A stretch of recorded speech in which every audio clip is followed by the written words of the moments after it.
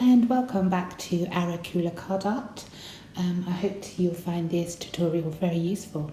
My name is Debbie Watts and I have a passion for papercraft. Today's card is just a simple card using some oxides, a stencil, a sentiment and a couple of self-made embellishments. So we're using Sweet Poppy, Stencils, Floral Mandala today for the whole of the card, a couple of oxides.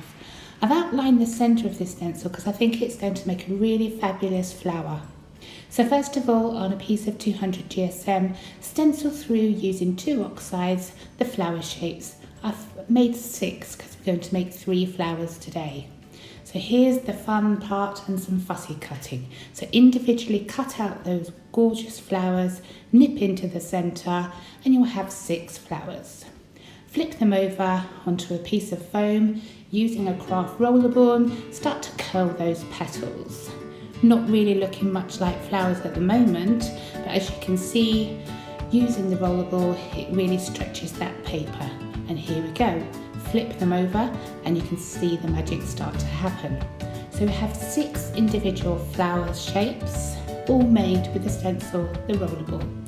So place them on the foam, and what we're going to do is just push down the centre, add a piece of glue, and we're going to use 2 for each flower and offset the top layer.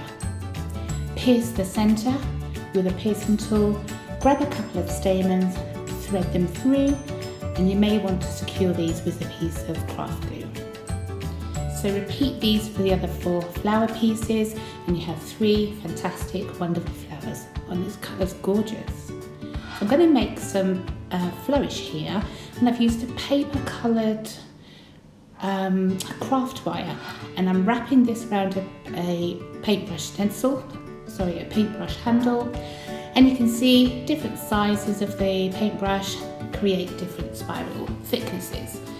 Cut 3 pieces of ribbon and we're ready to make our card. So we're going to need a backing paper. This is a 16 by 16 centimetre 200 GSM, couple of oxides and a blending sponge. Taking the darker colour, randomly distress your piece of paper and then go over with a lighter colour. I've got picked raspberry and spun sugar for this example. Using our famous stencil, a stencil brush and black oxide, using the whole of the stencil, just go over that backing card, and as you can see, that fabulous design starts to come through. I'm going to be edging the paper today just with the oxide and a blending sponge.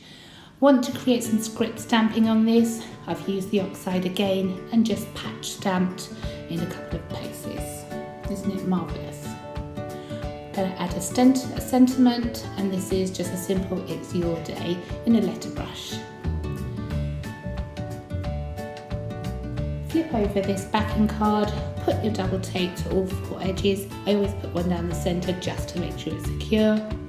And taking an 18 by 18 centimetre 300 GSM scored card, affix your backing paper to your card base.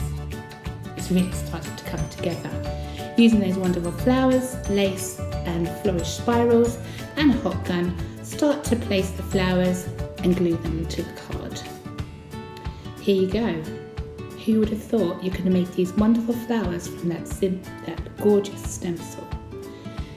I've added 4 gems in each of the corner, and as you can see, I think anybody receiving this is going to be so overwhelmed that you've handcrafted just for them. I hope you liked today's tutorial. Please like, subscribe, and I hope to see you again soon. Thanks, bye bye.